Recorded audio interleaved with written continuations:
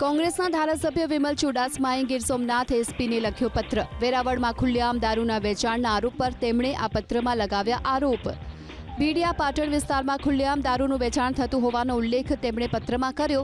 ઉપરાંત આ વિસ્તારમાં ક્રિકેટ સટ્ટાબાજી, જુગાર અને ડ્રગ્સના વેચાણ સહિતની ગેરપ્રવૃત્તિ થતી હોવાનો પણ લગાવ્યો આરોપ।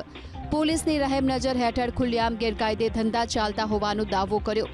કડક કાર્યવાહીની માંગ સાથે જનતા રેડની ધારાસભ્યએ ચીમકી પણ ઉચ્ચારી।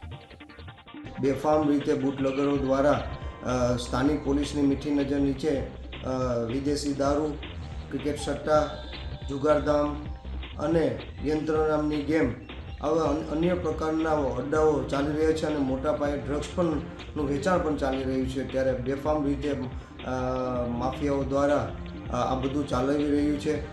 સ્થાનિક પોલીસની મીઠી નજર છે। નવા એસપી તરીકે નિમણૂક થયા છે ત્યારે મેં એમને પત્ર લખીને ધ્યાન દોર્યું છે।